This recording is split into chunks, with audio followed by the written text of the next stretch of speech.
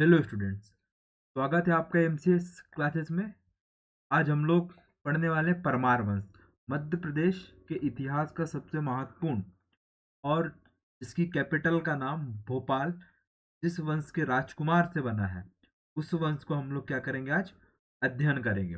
और कैसे अध्ययन करेंगे? डीप अध्ययन करेंगे और साथ ही सारे फैक्ट्स कवर करेंगे जो प्रारंभिक परीक्षा की दृष्टि से क्या है, बहुत ज़्यादा आईएमपी है।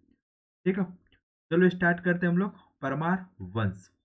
ठीक है, देखो जैसा कि आपको ज्ञात है, जब प्रतिहारों का पतन हुआ तो बताया था कि किस प्रकार राजपूत वंश अन्य राजाओं में क्या हो गए थे, विभक्त हो गए थे। जैसे कि चौहान वंश, ठीक है, परमार वंश, चंदेल वंश, कलचूरी वंश, गहड़वाल वंश। ठीक है, इस प्रकार वंशों में विभक्त हुए थे। उसी में से एक क्या है, परमार वंश, जो बहुत ज्यादा क्या है, महत्वपूर्ण है हमारे एग्जाम की दृष्टि से। चलिए सबसे पहले देख लेते हैं। देखो, परमार वंश, ठीक है, मालवा में परमार अपनी उत्पत्ति अग्निकुंड से होना मानते हैं, यानी कि इनकी उत्पत्ति किससे हुई थी? चंद बरदई की किताब है, ठीक है, किसकी? चंद बरदई की किताब है, उसमें से परमारों की उत्पत्ति किससे बताया गया? अग्नि कुंड से बताया गया, जिसमें 36 प्रकार के क्या निकलते हैं, वंश निकलते हैं। कितने प्रकार के? 36 प्रकार के वंश निकलते हैं, ठीक है। और उसी में से सोमवंशी, ठीक, चंद्रवंशी इत्यादि क्या है, इनकी शाखाएं होती है। कितनी? चंद्रवंशी, सोमवंशी, ठीक है। तो उन्हीं में से क्या थी, अग्निकुंड से उत्पत्ति थी। लोक श्रुतियों एवं पृथ्वीराज चौहान के राजकवि चंद बरदाई के अनुसार परशुराम द्वारा पृथ्वी के सभी क्षत्रियों को नष्ट कर दिए जाने के पश्चात ऋषियों जो ऋषि लोग थे ने अपनी वैदिक धर्म की रक्षा के लिए आबू पर्वत पर एक क्या यज्ञ संपन्न कराया। इसी यज्ञ से 4 योद्धा उत्पन्न हुए। कौन कौन से योद्धा? चौहान, परमार, प्रतिहार और चालुक्य। तो ये अग्निकुंड से उत्पन्न हुए। और अग्निकुंड कहाँ पे संपन्न करवाया गया था ये यज्ञ? माउंट आबू में। और माउंट आबू कहाँ पर है? राजस्थान में है। कहाँ पर है? राजस्थान में। किसमें है? अरावली श्रेणी में स्थित है, ठीक है। और किसने यज्ञ करवाया था? परशुराम द्वारा सभी क्षत्रियों का नष्ट कर किए जाने के पश्चात ऋषि, जो ऋषि लोग थे, उनके द्वारा एक यज्ञ आयोजित करवाया गया। और किस विधा से ये यज्ञ आयोजित हुआ था? तो ये वैदिक धर्म के कर्म कांडों के अनुसार ये यज्ञ संपन्न हुआ था। और इसी यज्ञ से 4 महान योद्धाओं का जन्म हुआ या उनकी उत्पत्ति हुई। सबसे पहले चौहान, परमार, प्रतिहार और चालुक्य। चालुक्य को आप क्या लिख सकते हैं यहाँ पे? सोलंकी भी लिख सकते हैं। कहाँ के? गुजरात के, ठीक है। अब इनकी जानकारी के स्रोत क्या क्या है? परमार वंश के सबसे पहले पुरातात्विक स्रोत। पुरातात्विक में हम अभिलेख पढ़ते हैं, सिक्के पढ़ते हैं और ताम्रपत्र पढ़ते हैं, ठीक है। और साहित्यिक स्रोत में क्या पढ़ेंगे हम लोग? साहित्यकारों की रचनाओं को हम अध्ययन करते हैं इसमें। तो पहले अभिलेख जो मिलता है हमें, ठीक है, उदयपुर प्रशस्ति। कहाँ पर मिलेगा? ये राजस्थान में। उसके पश्चात नागपुर प्रशस्ति, ठीक है, जैनद अभिलेख, वसंतगढ़ अभिलेख और पट नारायण अभिलेख। इन अभिलेखों से किसकी जानकारी मिलती? परमार वंश की जानकारी मिलती है आपको, है ना। चलो अब साहित्यिक स्रोत में देख लेते हैं। पृथ्वीराज रासो के द्वारा, पृथ्वीराज रासो एक किताब लिखी गई है, किसके द्वारा? चंद बरदाई जी के द्वारा, ठीक है। अभिधान रत्नमाला, ठीक, प्रबंध चिंतामणि मेरुतुंग ने लिखी है। आईने अकबरी, ठीक है, अबुल फजल के द्वारा रचित किताब है। नव शशांक चरित्र परिमल ने लिखी है। और हरवंश पुराण, ठीक है, हरवंश पुराण जैन धर्म से संबंधित किताब है ये, ठीक है। इन सब साहित्यिक स्रोतों से किसकी जानकारी मिलती है आपको? परमार वंश के बारे में समस्त जानकारियां मिलती है, ठीक है। चलिए अब स्टार्ट कर लेते हैं कि इनके प्रमुख शासक कौन कौन थे। तो सबसे पहले संस्थापक कौन माने जाते हैं? उपेंद्र कृष्णराज माने जाते हैं। उपेंद्र कृष्णराज के पश्चात बेरी सिंह द्वितीय, बेरी सिंह द्वितीय के पश्चात सियक द्वितीय, ठीक। फिर वाकपति मुंज, वाकपति मुंज के पश्चात उनके पुत्र सिंधुराज, राजा भोज, जयसिंह प्रथम, उदयादित्य, इंगदेव, इंगद देव या लक्षण देव, नरवर्मन, यशोवर्मन, जयवर्मन, विंध्यवर्मन, देवपाल, जयतुंग, भोजदूती, ठीक है, फिर महलक देव, इनके अंतिम शासक बनते हैं। ठीक है, क्लियर। अब चलो, अब एक एक राजाओं का हम लोग विस्तार से अध्ययन करेंगे। तो सबसे पहले हमारे शासक कौन है? उपेंद्र। ठीक है, या इन्हीं को बोलते हैं क्या? कृष्णराज। इनकी जानकारी किससे मिलती है? कौन से अभिलेख? उदयपुर प्रशस्ति से जानकारी मिलती है। यह एक शक्तिशाली एवं महत्वाकांक्षी शासक था। महत्वाकांक्षी यानी कि अपने राज्य को संचालित करने के लिए समस्त शक्तियों को अर्जित किए हुए था, और उन्हीं शक्तियों के माध्यम से अपने राज्य को क्या करना चाहता था? ये विस्तारित करना चाहता था, इसलिए इसे क्या कहा जाता है? महत्वाकांक्षी शासक कहा जाता है। परमार वंश का संस्थापक था। इसने ही प्रतिहारों को युद्ध में पराजित किया था। मालवा के परमार प्रारंभ में किसके सामंत थे? राष्ट्रकूटों के सामंत थे। अब बताइए, राष्ट्रकूटों की राजधानी क्या थी? मान्याखेत। क्या थी? मान्याखेत। हर लेक्चर में मैंने बताया हूं आपको। 2023 के मेंस में पूछा था, राष्ट्रकूट वंश के ऊपर टिप्पणी करें। कितने मार्कर में आए थे? 6 मार्कर का क्वेश्चन था। ठीक है, तो आपको देखना है इनकी इंपॉर्टेंसी कितनी है, किसकी? राष्ट्रकूट वंश की। और ठीक है, किसने किया था? दंती दुर्ग ने किया था, और इन्होंने ही त्रिकोणीय संघर्ष में भाग लिया था। ठीक है, चलो। 812 ईस्वी में राष्ट्रकूट नरेश गोविंद तृतीय ने प्रतिहार नरेश नागभट्ट द्वितीय से मालवा जीतकर अपने सामंत उपेंद्र या कृष्णराज को सिंहासन पर बैठाया था। ठीक है, किसने? राष्ट्रकूट नरेश ने प्रतिहार नरेश नागभट्ट से। तो राष्ट्रकूट किसके सामंत थे? राष्ट्रकूटों के सामंत कौन थे?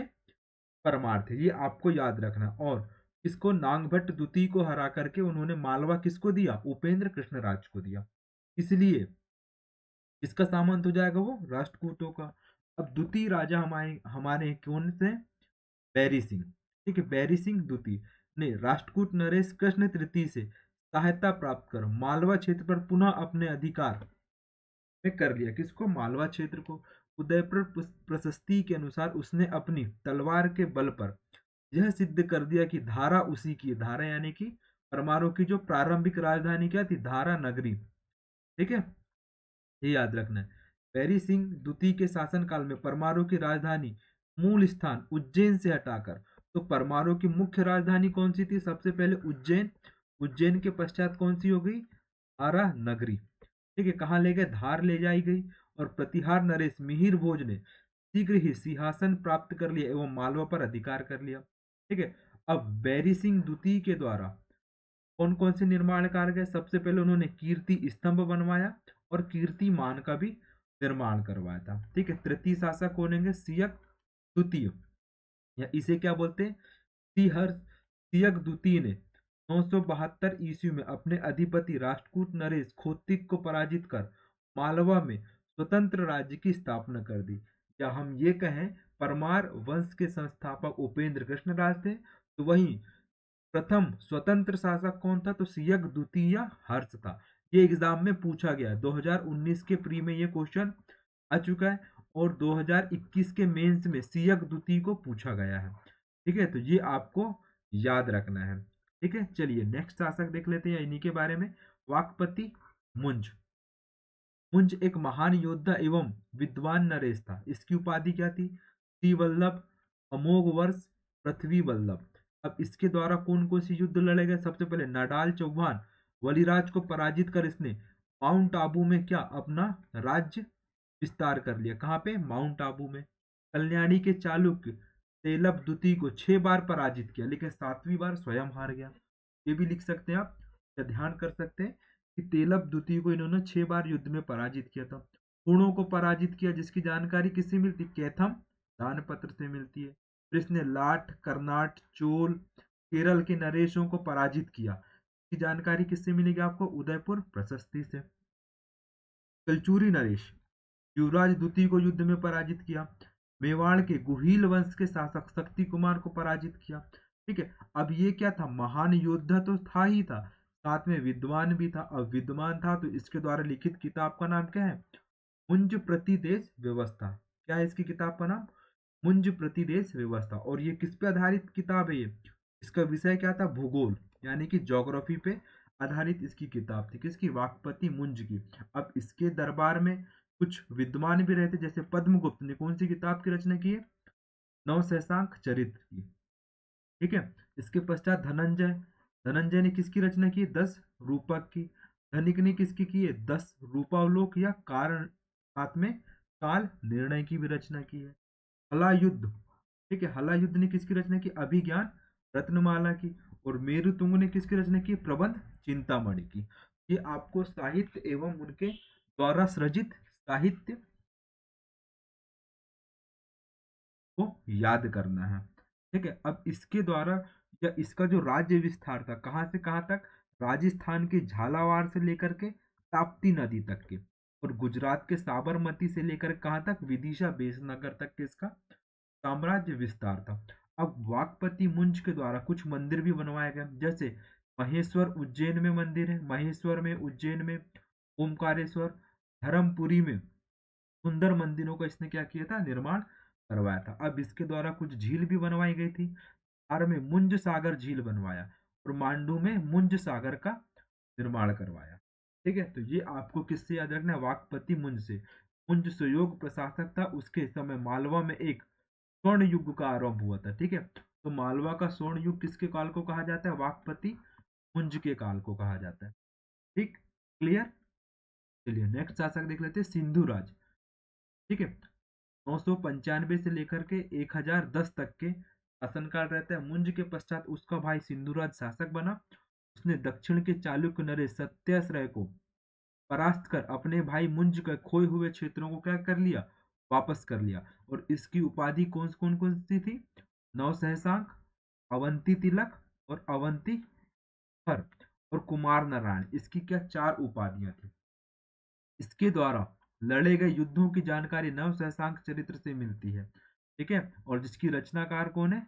पद्म गुप्त है। सबसे पहले इसने हूणों पर विजय प्राप्त की, कुंतलों के विरुद्ध अभियान किया, लाट शासकों को पराजित किया, और कौशल पर विजय प्राप्त की। सिंधुराज अहिनवाड़ा के चालुक्य नरेश चामुंड राय के साथ युद्ध में पराजित हुआ। लेकिन सिंधु राज किससे पराजित हुआ? अलहिल अनहिल वाड़ के चालुक्य नरेश या सोलंकी राजा चामुंडा राय से पराजित हुआ। ठीक है। नवशशांक चरित्र में सिंधुराज द्वारा धार में शिवलिंग की स्थापना किए जाने का भी उल्लेख है। ठीक है। इसने धार में किसकी स्थापना की थी? शिवलिंग की स्थापना की थी। अब सिंधुराज के पश्चात उसका पुत्र भोजराज क्या बनेगा? शासक बनेगा। ये कौन? परमार भोज शासक बनेंगे। ठीक है। चलो देख लेते हैं अब राजा भोज। ठीक है। सिंधुराज के पश्चात सबसे पहले इनका शासनकाल कब से कब तक के? 1010 से लेकर के 1055 तक के रहेगा। ठीक है। सिंधुराज के पश्चात उसका पुत्र भोज मालवा के सिंहासन पर बैठा। राजा भोज एक महान योद्धा होने के साथ साथ महान विद्वान भी था। इसकी राजधानी क्या थी? धार। ठीक है। इसकी उपलब्धियां देखते हैं, राजनीतिक उपलब्धियां। उदयपुर प्रशस्ति के अनुसार उसने तुर्कों को पराजित किया, महमूद गजनी के विरुद्ध हिंदू शाही राजा आनंद पाल को सहायता दिया, एवं अपने राज्य में उसके पुत्र त्रिलोचन पाल को शरण दिया। किसने? परमार भोज ने। ठीक है। किसके विरुद्ध सहायता दिया? महमूद गजनवी के विरुद्ध। ठीक है।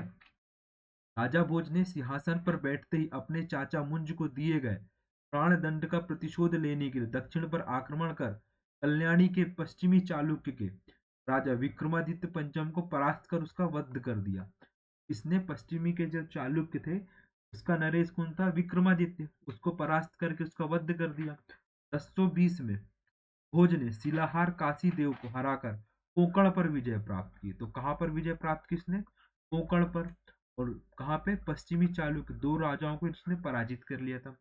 उड़ीसा के महानदी के तट पर आदिनगर के शासक इंद्र रथ को पराजित किया था। इसको इंद्र रथ को भी पराजित किया था इसने। ठीक है। भोज ने दक्षिण गुजरात के शासक कीर्तिराज को पराजित किया। इसने राजा भोज जी ने 1043 ईस्वी में उसने अपने राजपूत राजाओं के साथ मिलकर झांसी, थानेश्वर, नागरकोट आदि स्थानों को मुसलमानों से छीनने में सफलता प्राप्त की, और लाहौर के किले की 7 महीने तक के क्या की किलेबंदी की थी इसने। ठीक है। ये आपको याद रखना है। पूछा जा सकता है ऐसा कौन से राजा थे या शासक थे जिन्होंने लाहौर के किले की किलाबंदी की थी? तो सही आंसर क्या हो जाएगा? राजा भोज जी। ठीक है। राजा भोज जी ने त्रिपुरी में कलचूरी नरेश गंगे देव को पराजित किया था। इसको गांगेय देव को पराजित किया था। और तुगलकों से युद्ध में, ठीक है, महमूद गजनवी के सेनापति को भी पराजित किया था। ये आपको याद रखना है। तुगल्लों का युद्ध, कौन सा? तुगल्लों के युद्ध में महमूद गजनवी के जो सेनापति थे उनको पराजित किया था। गुर्जर प्रतिहारों को पराजित किया, जिसकी जानकारी किससे मिलती है? मेरुतुंग के द्वारा रचित चिंतामणि से मिलती है। अब देखिए, लेकिन ये किससे पराजित हुए परमार भोज? विद्याधर के सामंत चंदेल नरेश था। कौन? विद्याधर। उसके सामंत कौन थे? कच्छप घात। और कच्छप घात का एक राजा कौन था? अत्यधिक विक्रमी राजा था या पराक्रमी राजा था? अर्जुन। अर्जुन ने किसको पराजित किया? जिसकी जानकारी चंदेलों के अभिलेख से मिलती है, परमार भोज को पराजित किया। ठीक है, भोज राजा को पराजित किया था। ठीक, तो ये आपको याद रखना है। ठीक है, भीम प्रथम, ठीक है, भीम प्रथम और चंदेल नरेशों ने मिलकर के संघ बनाया था, किसको पराजित करने के लिए? राजा भोज को पराजित करने के लिए। ये आपको याद रखना है। ठीक है, क्लियर? चलो नेक्स्ट राजा देख लेते हैं, या फिर इनकी, ये तो राजनीतिक उपलब्धियां हो गई। अब सांस्कृतिक उपलब्धियां देख लेते हैं। ठीक है, सांस्कृतिक उपलब्धियां है ना, किनकी? राजा भोज जी की। इससे पहले हम इनके बारे में एक और फैक्ट याद कर लेते हैं कि इनको किन राजाओं ने युद्ध में पराजित किया था, है ना। एक तो सबसे पहले कच्छप घातों ने पराजित किया था। ठीक, कच्छप घात के पश्चात, ठीक है, कच्छप घात के पश्चात चालुक्य नरेश, ठीक है, जैसे बताया चालुक्य नरेश, भीम प्रथम और त्रिपुरी के कलचुरी नरेश लक्ष्मीकर्ण ने संयुक्त सेना का गठन किया और किसको पराजित किया? फिर राजा भोज जी को पराजित किया। ठीक है, तो ये आपको याद रखना है। साथ ही चालुक्य नरेश जयसिंह ने, किसने? चालुक्य नरेश जयसिंह के पुत्र सोमेश्वर प्रथम ने कहां पर आक्रमण किया? राजा भोज को युद्ध में पराजित किया और आरा नगरी को लूट लिया। किसने? सोमेश्वर प्रथम ने। आपको तीन राजाओं के नाम याद रखने। सबसे पहले कच्छप घात, ठीक है, चालुक्य नरेश सोमेश्वर प्रथम, और साथ में भीम प्रथम और लक्ष्मीकर्ण ने, इस संयुक्त सेना ने राजा भोज जी को पराजित किया था। ठीक है, तीनों ने एक साथ आक्रमण किए थे, इसलिए राजा भोज जी क्या हो गए? पराजित हो गए। तो ये आपको याद रखना है। अब इनकी सांस्कृतिक उपलब्धियां देख लेते हैं। साहित्य सृजन में सबसे पहले स्वयं साहित्यकार थे एवं अपने दरबार में अन्य विद्वानों को क्या दिया था? इन्होंने संरक्षण प्रदान किया था। ठीक है, अब इनके द्वारा, स्वयं के द्वारा रची गई किताबें कौन कौन सी? सबसे पहले सम्रांग सूत्र। कौन सी? सम्रांग सूत्र, कर्म शतक, आयुर्वेद सर्वस्व, श्रृंगार मंजरी, युक्ति कल्प तरु, तत्व प्रकाश, श्रृंगार शतक, शब्द अनुशासन, पातंजल योग, विजय विनोद, कर्म शतक, ठीक है, चंपू रामायण, भोज प्रबंध, सूत्रवृत्ति, नाम तिलक और चंपू रामायण। ये इनकी क्या है? प्रमुख रचनाएं थी। अब 500 विद्वानों की जानकारी किससे मिलती? आइन ए अकबरी से। इनके दरबार में 500 विद्वानों की जानकारी मिलती है, जैसे कि धनपाल। धनपाल एक जैन साहित्यकार था जिसने तिलक मंजरी की रचना की थी और पैलच्छी माला की रचना की थी। ठीक है, दामोदर मिश्र ने किसकी रचना की थी? हनुमंतक ने। और साथ में कौन थे? भास्कर भट्ट भी इनके दरबारी कवि थे। ठीक है, अब इनके द्वारा कुछ निर्माण कार्य भी किए गए, जैसे धार में सरस्वती मंदिर बनाया जो संस्कृत विद्यालय था। ठीक है, बहुत चर्चे में है। क्यों चर्चे में है? कमाल मौला की मस्जिद भी इसी के आसपास निर्मित की गई है। ठीक है, तो इसलिए चर्चे में, अभी विवाद का भी विषय है, तो ये आपको याद रखना है। ठीक है, धार में कौन सा? सरस्वती मंदिर और कमाल मौला की मस्जिद के बीच में विवाद चल रहा है। ठीक है, चित्तौड़गढ़ में इन्होंने क्या बनाया था? त्रिभुवन पाल का मंदिर। 2019 का क्वेश्चन है ये। ठीक है, त्रिभुवन पाल के मंदिर का निर्माण किसके द्वारा कराया गया था? राजा भोज के द्वारा। रतलाम में केदारेश्वर मंदिर का निर्माण करवाया था। ठीक है, उज्जैन में रामेश्वर मंदिर का निर्माण कराया था। सोमनाथ में अनेक मंदिरों एवं हिंगलाजगढ़ में प्रतिमा का निर्माण करवाया था। भोज शिव मंदिर कहाँ पर है? भोजपुर में है। भोजताल भोपाल में बनाया है इन्होंने। और भोजपुर का वर्तमान जीर्ण शीर्ण तालाब का भी निर्माण किसके द्वारा कराया गया था? राजा भोज जी के द्वारा कराया गया था। और कहा जाता है कि 100 झीलों का पानी लाकर इस झील में डाला था, बांध में, जिससे असाध्य रोगों की मुक्ति हेतु यह रोज वहां पे क्या लगाते थे, डुबकी लगाते थे। कौन? राजा भोज जी। ये आपको याद रखना। इसके पश्चात नेक्स्ट शासक कौन बनेंगे? जयसिंह प्रथम। कौन बनेंगे? जयसिंह प्रथम। और जयसिंह प्रथम के पश्चात उदयादित्य। ठीक है, तो जयसिंह प्रथम से देख लेते हैं। भोज की मृत्यु के पश्चात शासक बना दक्षिण चालुक्य विक्रमादित्य सिक्स की सहायता से मालवा में कलचुरी और चालुक्यों को क्या किया इसने? पराजित किया। किसके साथ मिलकर के? दक्षिण चालुक्य नरेश किसके साथ? विक्रमादित्य सिक्स के साथ मिलकर के। ठीक है, परंतु शीघ्र ही मतभेद होने के कारण चालुक्य शासक सोमेश्वर द्वितीय ने गुजरात के चालुक्य कर्ण के साथ मिलकर के जयसिंह के ऊपर आक्रमण करके उसे युद्ध में क्या किया? पराजित किया और मार डाला। फिर उसके पश्चात जयसिंह प्रथम के पश्चात उसका पुत्र कौन बनेगा शासक? उदयादित्य प्रथम बनेगा। ठीक है, तो उदयादित्य प्रथम 1060 से लेकर के 1087 तक के। ठीक, चलिए, भोज का भाई एवं चचेरा भाई था। ठीक है, या चचेरा भाई था।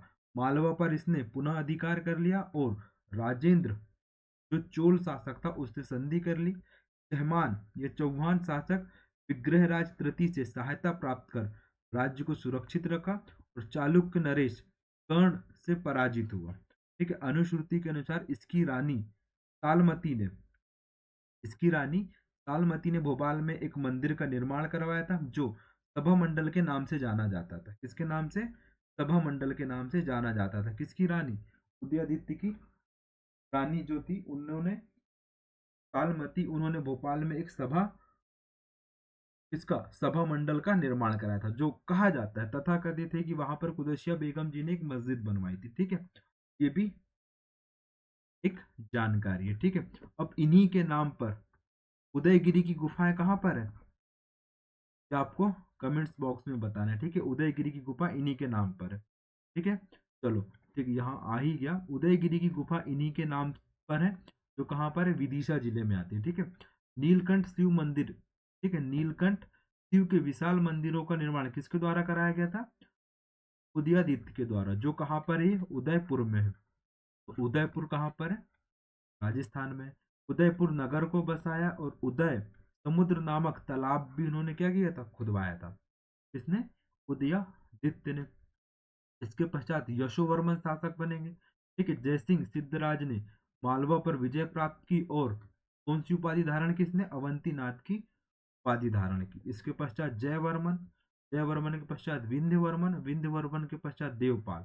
ठीक है, देवपाल के समय इल्तुतमिश ने मालवा पर आक्रमण कर विदिशा पर क्या कर लिया? अधिकार कर लिया और उज्जैन को लूटा। तो ये आपको जानकारी याद रखनी। इल्तुतमिश ने देवपाल जो परमार शासक था उसके समय आक्रमण करके उज्जैन को लूटा था।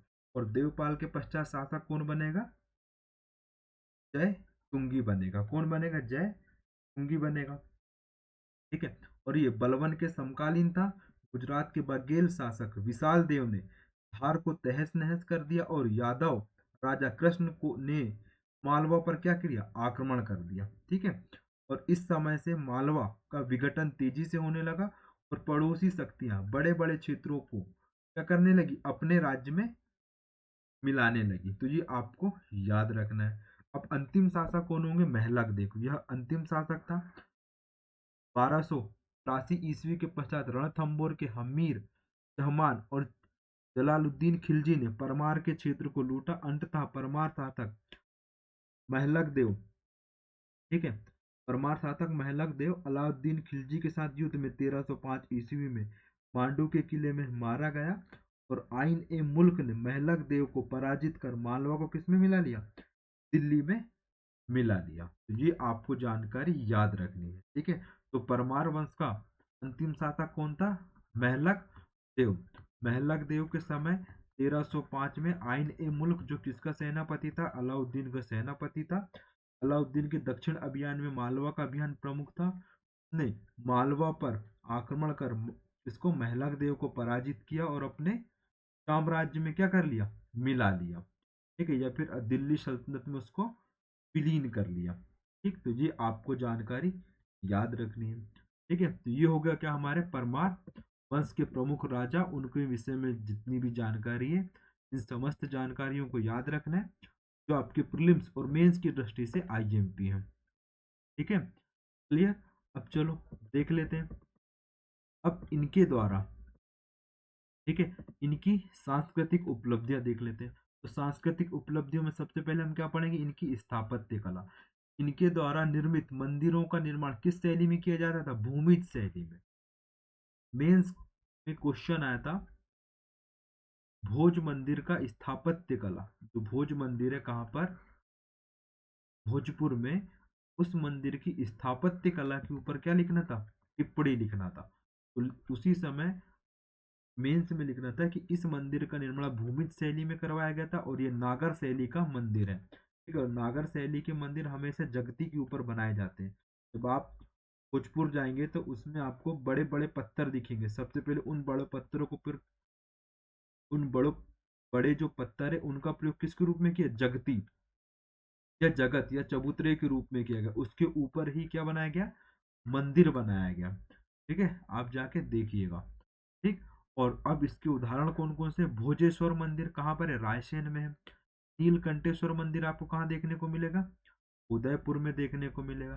ठीक है, त्रिभुवन नारायण मंदिर कहाँ में मिलेगा आपको, चित्तौड़गढ़ में। सरस्वती भोजशाला मंदिर धार में। रामेश्वर मंदिर उज्जैन में। केदारेश्वर मंदिर कहाँ पर मिलेगा आपको, रतलाम में। ये आपको जानकारी याद रखनी है, किनसे, परमार वंश थे। अब इनके द्वारा साहित्य सृजन कौन कौन सी है, तो राजा भोज की समस्त रचनाएं, कौन कौन सी रचनाएं एक बार फिर से देख लेते हैं हम लोग। ठीक है, सम्रांग सूत्र। देखिए ये किताबें हम बार बार इसलिए रिवीजन कर रहे हैं, यहाँ से एक क्वेश्चन मोस्ट आईएमपी आना ही है एक क्वेश्चन। ठीक है, सम्रांग सूत्र, कर्म शतक, आयुर्वेद सर्वस्व, श्रृंगार मंजरी, युक्ति कल्पतरु, तत्व प्रकाश, श्रृंगार शतक, शब्द अनुशासन, पातंजलि योग, भोज प्रबंध। भोज प्रबंध इनकी क्या है, आत्मकथा, ऑटोबायोग्राफी है। ठीक है, राम तिलक, सूत्रवृत्ति, चंपू रामायण। ये इनकी रचनाओं को आपको याद करना है। ठीक, और वाकपति मुंज भी क्या थे, एक साहित्यकार थे, और उनके द्वारा रचित किताब का नाम क्या है, मुंज प्रतिदेश व्यवस्था। बहुत ज्यादा आईएमपी किताब है, मुंज प्रतिदेश व्यवस्था। ठीक है, इसके पश्चात अन्य साहित्यकार कौन कौन से अन्य साहित्यकार देख लीजिए आप। पद्मगुप्त। ठीक है, पद्मगुप्त के द्वारा किस रचना की, किस साहित्य की रचना की, नव सहसांक चरित्र। नव सहसांक चरित्र के किसके बारे में जानकारी मिलती है आपको, बताइए। सिंधुराज, सिंधुराज के बारे में जानकारी मिलती है। और सिंधुराज की उपाधि क्या थी, नव सहसांक। क्या थी इसकी उपाधि, नव सहसांक। ठीक है, धनंजय, धनंजय ने किसकी रचना की है, 10 रूपक की रचना की है। किसकी, 10 रूपक की रचना की है। धनिक, धनिक के द्वारा, धनिक के द्वारा किसकी रचना की गई है, 10 रूपा अवलोक या यश रूपावलोक। कहीं कहीं 10 लिखा मिलेगा आपको, कहीं कहीं यश रूपावलोक मिलेगा। इसके पश्चात काल निर्णय। ठीक है, हला युद्ध, अभिज्ञान रत्नमाला की रचना की है किसने, हला युद्ध ने। और मेरुतुंग ने किसकी रचना की, प्रबंध चिंतामणि की। तो ये आपको साहित्य और उनके साहित्यकारों का आपको नाम याद रखना है। ठीक है, आई होप आपको चीजें क्लियर हुई होंगी। क्योंकि देखिए यहाँ से क्वेश्चन आना तय है, एक क्वेश्चन तो आना तय है, इससे परमार डायनेस्टी से या परमार वंश से। ठीक है, सबसे पहले एक और हम फैक्ट भूल गए कि इनकी राजधानी का क्रम क्या था। ठीक है, सबसे पहले इनकी राजधानी क्या थी, उज्जैन। उज्जैन के पश्चात धारा नगरी। ठीक है, और धारा नगरी के पश्चात इन्होंने बाद में क्या कहा जाता है, धारा नगरी को ही धार कहा जाने लगा। ठीक, क्लियर। तो ये आपको जानकारी याद रखनी है। ठीक है, मूल राजधानी क्या थी, तो उज्जैन। उज्जैन आपको याद रखना है। ठीक है, thank you for watching MCS classes. मिलते हैं हम लोग